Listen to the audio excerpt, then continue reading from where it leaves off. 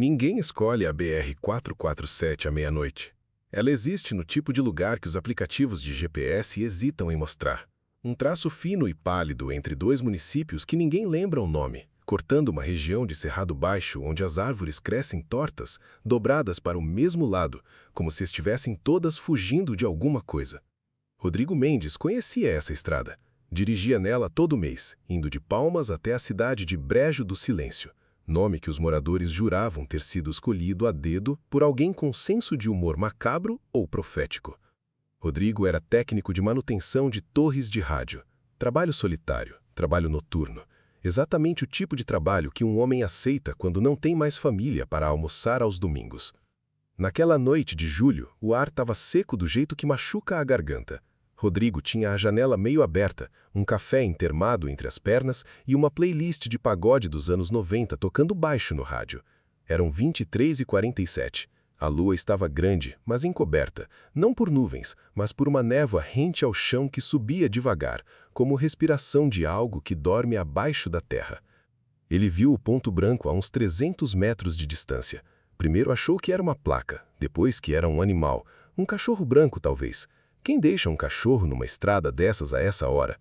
Mas conforme o carro se aproximou, os faróis foram revelando a silhueta com uma lentidão quase deliberada, como se a coisa quisesse ser vista aos poucos. Uma mulher, vestido branco, comprido até os pés descalços, cabelo escuro e úmido colado no rosto, mesmo sem chuva, parada no meio da faixa, de costas para o carro. Rodrigo reduziu, colocou o carro em ponto morto. Ficou parado a uns 15 metros dela com os faróis iluminando aquela figura imóvel. O pagode continuou tocando, só Love, por ironia, e o café esfriou de repente na garrafa. Ele buzinou uma vez, curta, hesitante. Ela não se moveu. Buzinou mais forte. Nada. Rodrigo era um homem racional, 42 anos, engenheiro de manutenção, divorciado há 6. Ele acreditava em curto-circuito, não em assombração. Então abriu a porta do carro. Ei, você tá bem? O vento trouxe um cheiro. Ele não soube identificar na hora, doce demais para ser animal morto, salgado demais para ser flor. Só depois ele ia entender o que era. Era o cheiro de dentro de um velório. A mulher virou a cabeça devagar. Não o corpo, só a cabeça. Quase 90 graus. Como quem ouve um som que vem de um lugar que o pescoço humano não deveria alcançar. Rodrigo não viu o rosto. O cabelo molhado cobria tudo. Mas ouviu ela respirar. Não era respiração normal. Era lenta, profunda, ritmada como metrônomo. O tipo de respiração de quem não precisa respirar, mas faz questão de fazer mesmo assim, só para lembrar que pode. Rodrigo entrou de volta no carro. Fechou a porta. Trancou. Quando olhou de novo, ela tinha virado o corpo inteiro. Estava de frente para ele agora. Cabeça baixa, cabelo cobrindo o rosto. E ela estava mais perto. 3 passos. Ela tinha dado 3 passos em direção ao carro e ele não tinha ouvido nada. Nem o farfalhar do vestido, nem o toque dos pés descalços no asfalto. Rodrigo engatou a primeira e acelerou. Desviou dela pela esquerda. Sentiu ou imaginou sentir o vento do carro levantar o vestido branco quando passou. Não olhou pelo retrovisor. Por 47 quilômetros, não olhou pelo retrovisor. Brejo do Silêncio tem 2.300 pessoas, um posto de gasolina, uma farmácia que fecha às 6 e um bar que nunca fecha. Rodrigo foi direto para o bar. O dono se chamava Eusébio. 60 anos, bigode branco, olhos do tipo que já viram tudo e preferiram desaprender. Rodrigo pediu uma cachaça antes de sentar.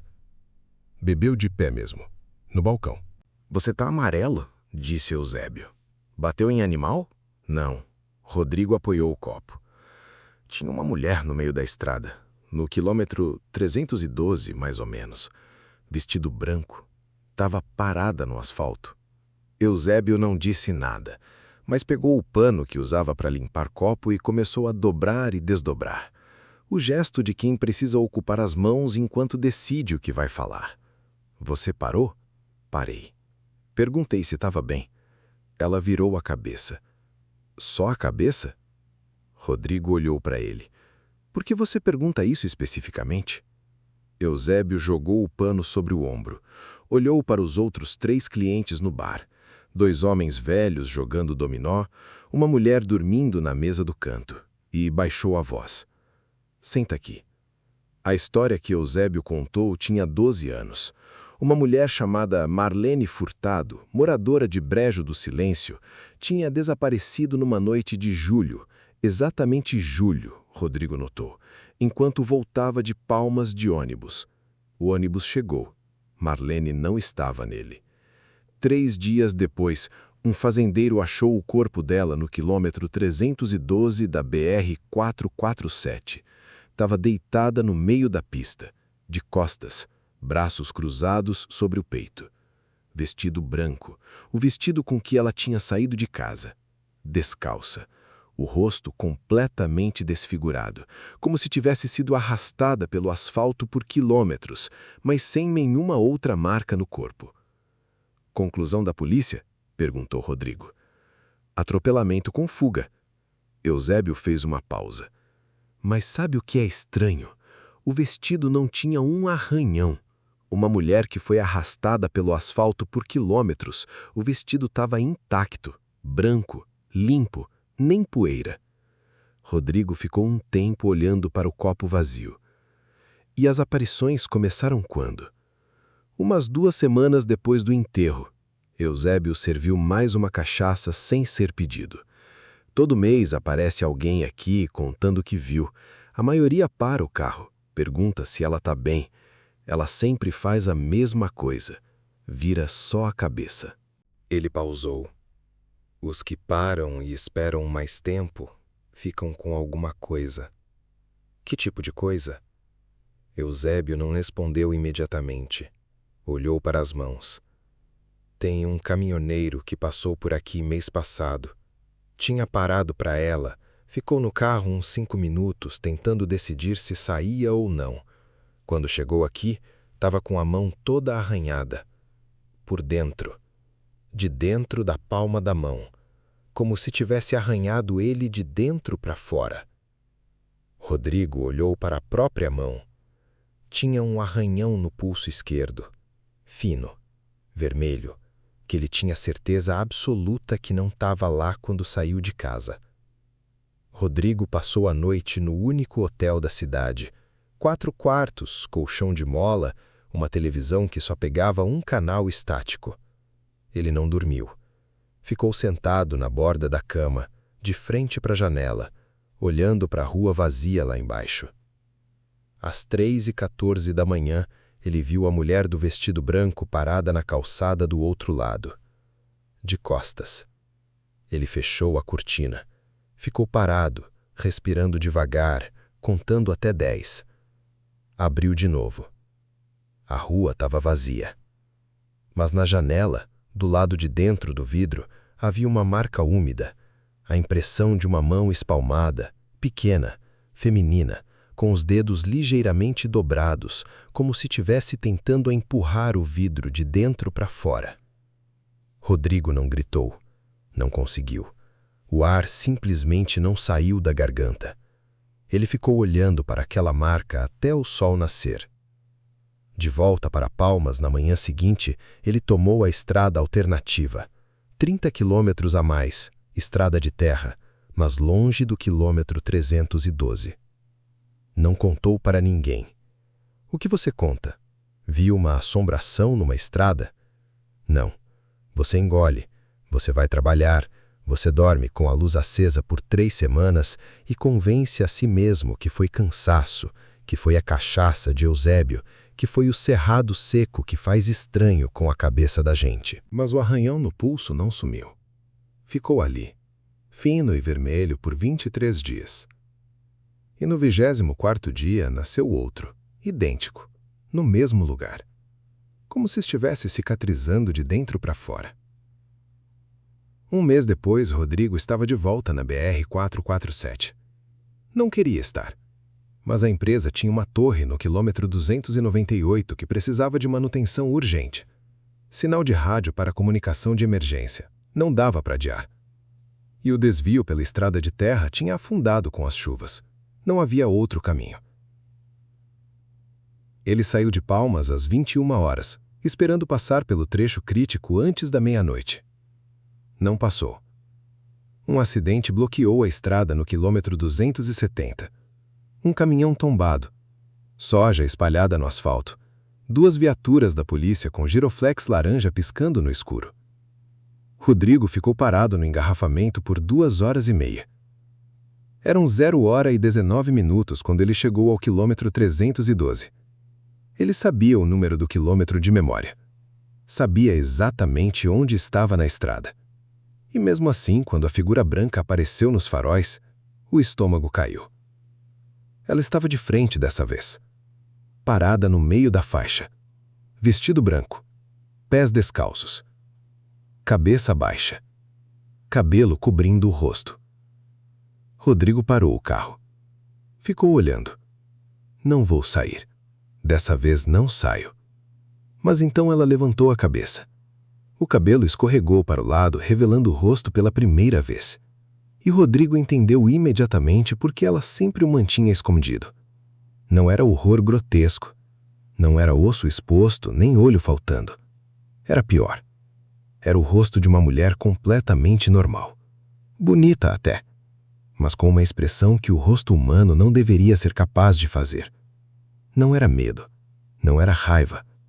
Era algo que ficava no espaço entre as duas coisas. Algum estado emocional para o qual a evolução simplesmente não criou nome, porque nenhum ser vivo deveria precisar expressá-lo. E ela estava olhando para ele com aquela expressão, direto para ele, como se o conhecesse. Rodrigo percebeu que sua mão estava na maçaneta da porta. Não se lembrava de ter colocado. Não, ele disse para si mesmo.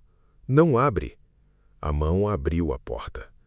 Ele desceu do carro como alguém que assiste a si mesmo de longe, consciente de cada movimento, mas incapaz de interrompê-lo. Os pés tocaram o asfalto. O ar da noite estava frio, frio demais para julho no Cerrado, o tipo de frio que sugere ausência, não temperatura. Ele deu um passo em direção a ela. Marlene? Ele ouviu a própria voz dizer. Ela inclinou a cabeça, devagar, para o lado errado. Você sabe meu nome. A voz dela era normal, comum, o tipo de voz de quem atende no caixa do supermercado, de quem pergunta se você quer o troco. Isso foi o mais aterrorizante de tudo. Aquela voz absolutamente mundana saindo daquela absolutamente impossível. Eusébio me contou, disse Rodrigo. Você morreu aqui, 12 anos atrás. 12 anos, ela repetiu, como se estivesse calculando. É quanto tempo você acha que passou? O quê? Ela deu um passo em direção a ele. Os pés descalços não fizeram barulho no asfalto.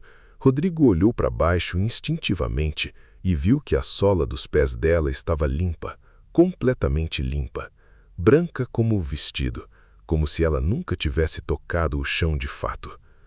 Você voltou, ela disse. Eles sempre voltam, mas você voltou mais rápido que os outros. Eu não quis voltar. A estrada não te trouxe. Ela parou a 2 metros dele. O cheiro de velório voltou, mais forte agora, adocicado e pesado, grudando na garganta. Eu te trouxe, desde aquela noite. Eu vim junto. Você sabe disso. Rodrigo pensou no arranhão no pulso, no novo arranhão que nasceu 24 dias depois. Pensou nas noites em que acordava às 13h14 sem saber porquê, com a certeza de que havia alguém no quarto. O que você quer? Ele perguntou. A voz saiu mais fraca do que queria. Ela levantou a mão, estendeu em direção ao rosto dele e parou, a centímetros da sua bochecha. Que alguém saiba. Saiba o quê? A mão dela abaixou. Pela primeira vez, a expressão impossível no rosto dela mudou, para algo que Rodrigo reconheceu. Algo humano, afinal. Era exaustão. Que não foi atropelamento, ela disse. E havia algo na voz dela que soava como urgência. Que eu não estava voltando de Palmas porque o meu marido tinha me ligado dizendo que estava passando mal, que quando cheguei aqui, ele estava me esperando, ele e o irmão dele. Que eles não me encontraram morta na estrada, eles me deixaram aqui. O silêncio que se seguiu tinha peso físico. O nome dele, disse Rodrigo. Me diz o nome. Ela disse. E Rodrigo reconheceu o nome, porque era o nome do homem com quem tinha tomado cachaça na noite anterior. Eusébio Furtado, irmão por afinidade de Marlene, casado com a prima dela, morador de Brejo do Silêncio há 30 anos, dono do bar que nunca fecha. Rodrigo sentiu o chão oscilar. Ele sabe que você aparece, disse Rodrigo, entendendo agora o que até então parecia curiosidade folclórica. Ele coleta os relatos, sabe quem para, quem foge, quem fica tempo demais no carro. Ele precisa saber quem sabe. A voz de Marlene estava ficando mais distante, mesmo sem ela se mover. Os que ficam tempo demais no carro, às vezes ouvem coisas, às vezes eu consigo dizer mais. Eles desaparecem. O caminhoneiro, com a mão arranhada por dentro, não desapareceu porque eu fiz isso, ela disse, e havia algo na voz dela que soava como urgência. Desapareceu porque Eusébio ouviu o relato e viu que o homem sabia demais. Rodrigo deu um passo atrás, depois outro. Eu preciso ir. Eu sei. Ela baixou a cabeça de novo. O cabelo voltou a cobrir o rosto. Mas você vai voltar. Eles sempre voltam. Esse é o problema. Não vou voltar. Não é escolha sua. A voz estava quase um sussurro agora. Desde aquela primeira noite, você carrega um pedaço de mim. Não vá embora. Não até que alguém saiba. Não até que alguém faça alguma coisa. Uma pausa. Você acha que os outros que voltaram ficaram em silêncio por covardia? Rodrigo parou. Eles ficaram em silêncio porque tinham medo do quê? Não do que viram na estrada. A voz de Marlene chegou de muito longe, como debaixo do asfalto, debaixo da terra. Do que viram quando chegaram no bar, do que Eusébio faz com quem conta demais. O silêncio voltou. Rodrigo olhou para a estrada à sua frente, para o carro com a porta aberta e a luz interna acesa, para os faróis iluminando o asfalto vazio. Quando olhou de volta, Marlene tinha sumido, mas o cheiro de velório ficou. Rodrigo não foi para Brejo do Silêncio. Fez a manutenção da torre no quilômetro 298, que levou 40 minutos, e voltou direto para Palmas sem parar. No caminho, com a mão tremendo, gravou um áudio no celular. Tudo o que Marlene tinha dito, os nomes, as datas, o bar que nunca fecha. Enviou para o e-mail do seu advogado com o assunto: abrir se eu sumir. Depois, ligou para a delegacia de Palmas e pediu para falar com alguém do setor de casos não resolvidos.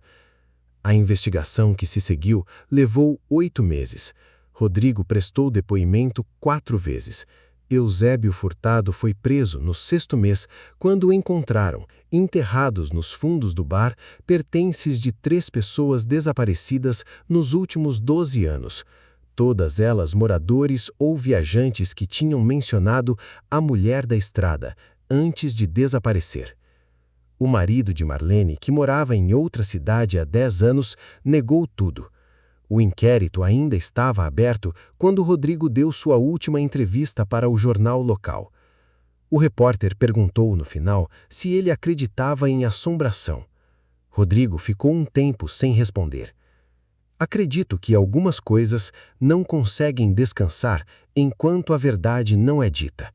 Ele falou por fim. Se você chama isso de assombração ou de consciência, não sei. Mas eu sei que desde que falei, o arranhão no pulso sumiu. O repórter olhou o pulso de Rodrigo. A pele estava lisa. E a estrada? Você volta por ela? Rodrigo pegou o copo d'água sobre a mesa. Bebeu devagar. Não. Ele não disse o resto. Não disse que toda vez que fechava os olhos ainda via o rosto dela. Aquela expressão impossível que não era medo nem raiva. Não disse que às 3h14 da manhã ele ainda acordava, às vezes, com a certeza de uma presença no quarto. Mas agora, quando acontecia, era diferente. Agora parecia gratidão. A entrevista com Rodrigo Mendes saiu no Diário do Tocantins, numa quarta-feira. O repórter que a conduziu se chamava Felipe Assunção. 28 anos, 2 anos na redação. O tipo de jornalista que ainda acredita que a história importa mais do que o clique. Na quinta-feira, voltando do trabalho à meia-noite, porque a edição a tinha atrasado, porque sempre atrasa, Felipe pegou a BR-447 por engano. O GPS tinha sugerido um caminho alternativo que ele não conhecia, e quando percebeu onde estava, já estava no trecho crítico. Quilômetro 312. Havia uma figura branca no meio da pista. Felipe diminuiu. Parou o carro. Ficou olhando. Eu sei quem você é, ele pensou. A figura estava de frente para ele dessa vez. Cabeça baixa. Cabelo cobrindo o rosto. Felipe respirou fundo. Abriu o bloco de notas no celular. Hábito de jornalista, gesto reflexo. E então, a figura levantou a cabeça. O cabelo escorregou.